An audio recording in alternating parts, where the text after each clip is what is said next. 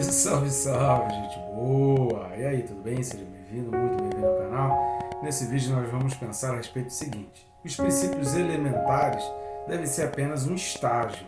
Vem comigo até o final, não sai daí.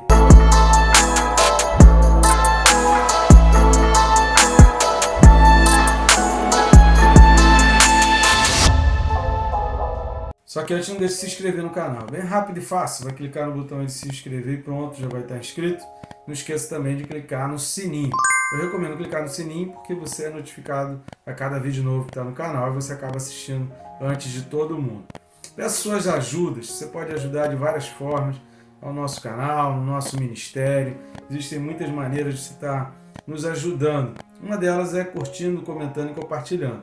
Curtindo e comentando no próprio YouTube, identifica esse vídeo como relevante, ele começa a mostrar também, aparecer ali para mais pessoas. E compartilhando, você leva para pessoas que nem eu nem o YouTube conseguiríamos alcançar. Outra maneira de você também nos ajudar, está ajudando o nosso ministério, ajudando a obra missionária, contribuindo para o avanço do nosso canal e o avanço da Palavra de Deus, uma vez que estamos aqui com o objetivo de estar levando a Palavra de Deus, só falamos a respeito da Palavra de Deus. Você pode nos ajudar clicando em um dos links que está aqui na descrição. Na descrição do vídeo tem os links. Você pode clicar ali e adquirir um dos nossos livros. O mais antigo, que é o Quem se Importa com Deus, é um livro que medita a respeito do momento de Jesus no Getsemane e a respeito daquela aflição de Jesus, do pedido de Jesus para ficar com ele, para estar junto. Se eu perguntar se você se importa com Deus, certamente você vai dizer que sim, mas lendo o livro, talvez, em alguns momentos, você identifique que a tua palavra e as tuas atitudes não estão muito bem alinhadas.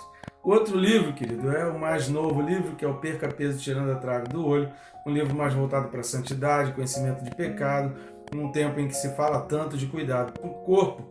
Esse livro visa tratamento, cuidado com a alma. Afinal de contas, é a alma que vai para a eternidade. Precisamos cuidar do corpo, mas, porém, mais importante, quanto maior for o grau de cuidado com o corpo, maior tem que ser também a tua preocupação de cuidado com a alma. Tá certo? Muito obrigado a você que já vem ajudando. Eu agradeço aí. Vamos para a nossa meditação, a nossa reflexão, o nosso aprendizado, que hoje está na carta aos Hebreus, capítulo 6, versículos de 1 a 3. Hebreus 6, de 1 a 3, diz assim: Por isso, pondo de parte os princípios elementares da doutrina de Cristo, deixemos-nos levar para o que é perfeito, não lançando de novo a base de arrependimento de obras mortas e da fé em Deus, o ensino de batismos e da imposição de mãos, da ressurreição de mortos e do juízo eterno. Isso faremos, se Deus permitir. Glória a Deus. Maravilha. Agora que a gente já está entrando num outro momento e eu vejo esses versículos de 1 a 3 como um parênteses entre o final do capítulo 5 e o restante do capítulo 6 de Hebreus. Mais uma vez lembrando que daquilo que a gente vem falando em vários vídeos para trás, que a carta não foi escrita originalmente dividida em capítulos e versículos. Isso só aconteceu praticamente 12 séculos depois da carta escrita. Então a carta foi escrita de uma vez só, o texto ele é de uma vez só. Por isso a gente não pode considerar os textos de maneira completamente isolada, como se um trecho da carta fosse um livro completamente independente. Não é. Está dentro de um contexto. Seus destinatários dessa carta aos Hebreus eram judeus que estavam se convertendo. Esse contexto todo, praticamente todo do capítulo 5, o autor vai enfatizar a importância da maturidade, não apenas da maturidade, mas como nós vimos nos vídeos passados, assista os 3 últimos vídeos, que nós falamos sobre isso, mas havia uma intenção, uma preguiça intencional, um desleixo intencional que os afastavam da maturidade, os afastavam de conhecer ao Senhor. Logo, é importante a gente entender que esse capítulo 6, ele está inserido dentro dessa reflexão e dessa exortação. Por isso aqui nos versículos de 1 a 3, o autor fala e a gente sente um certo pesar no coração deles, falando assim, poxa, eu vou ter que botar de lado os princípios elementares, porque o que são os princípios elementares? São os princípios fundamentais do Evangelho. Eles já nem deveriam estar nesse estágio. Os princípios fundamentais do Evangelho, para alguém que foi criado no judaísmo, que conhece muito bem as questões do sacerdócio, que ele falou no capítulo 4, que vai falar de novo no capítulo 7 de Melquisedeque, vai precisar trabalhar de novo.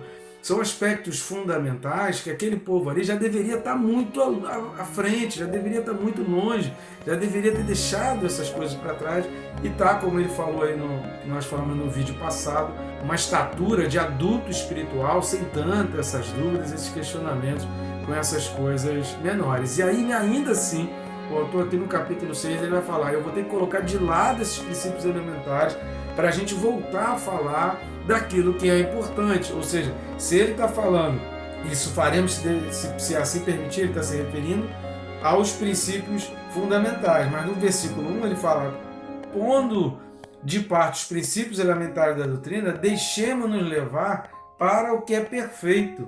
Deixemos-nos levar para o que é perfeito. E aí então aqui ele vai entrar a partir do versículo 4, que é um texto com muitas discussões, há várias interpretações referentes a esse texto. Eu vou trazer aqui a minha maneira como eu vejo, e assim eu vejo aqui o autor preocupado com essa questão e trazendo as consequências da imaturidade. Ser imaturo leva a consequências e a gente não pode deixar de entender que as escrituras, nós vimos isso no livro do Apocalipse, são para quem tem convicção. A fé é a firme certeza, a fé é a convicção.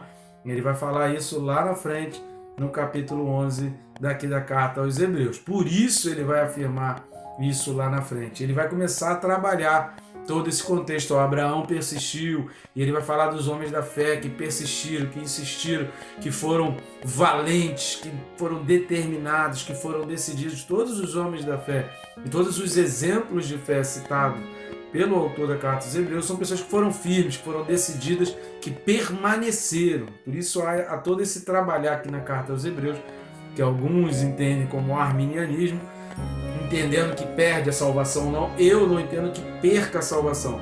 O meu questionamento é a gente entender que uma pessoa é salva só porque levantou a mão num culto. Isso não é evidência de salvação, porque levantou a mão num culto. Pode ser um início de uma jornada, mas é o caminhar, é o desenrolar, é o fim das coisas, tem que ser melhor do que o início. Assim diz também as Escrituras. Está lá em Eclesiastes capítulo 7, versículo 8. Melhor é o fim das coisas do que o princípio delas. É baseado nisso que eu entendo. Nós não temos como afirmar com certeza que uma outra pessoa é salva ou não é. Quem sabe é Deus. Eu acredito que quem realmente é salvo não vai se interessar pelas coisas desse mundo, vai priorizar as coisas de Deus, vai ter sempre as coisas de Deus em prol do reino, ele vai ter uma vida dedicada em prol do reino e não vão ser situações ou circunstâncias que vão desanimá-lo.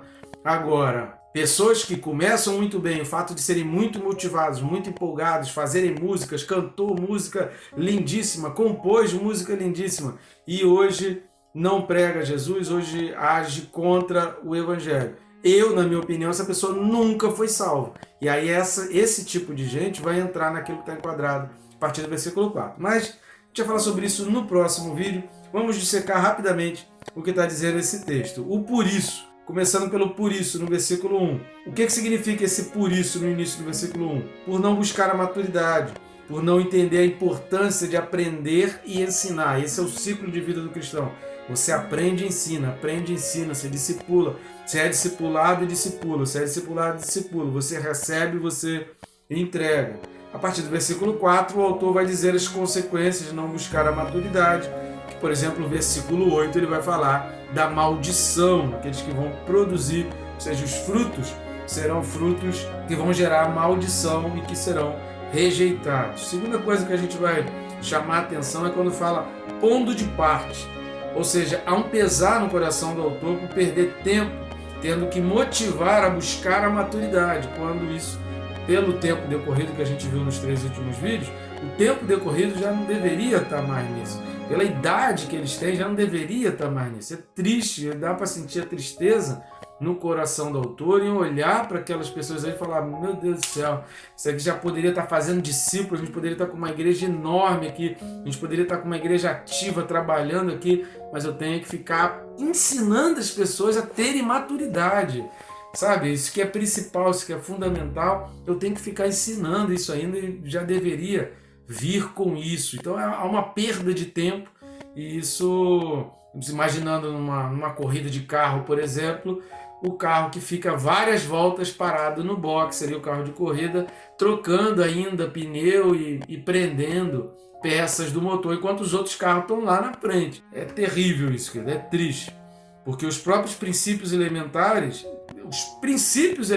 que o autor vai colocar aqui no versículo de 1 a 3, é que os princípios elementares já não seria motivo para ele estar conversando, isso eles já deveriam estar sabendo. Ou seja, nem nos princípios elementares o autor aqui consegue chegar para eles, porque precisam de leitinho ainda e está incentivando a maturidade. O que é criança ainda que precisa tomar leitinho? Que não sabe tomar decisão por conta própria, precisa de alguém que carregue pela mão, precisa de gente que leve para lá, que leve para cá, que tome conta, que não deixe fazer besteira. Querido, um cristão, um determinado tempo já de corrida ali é inadmissível. Terceira coisa que chama a atenção, o que é perfeito. Repare que ele vai falar, deixemos-nos levar para o que é perfeito.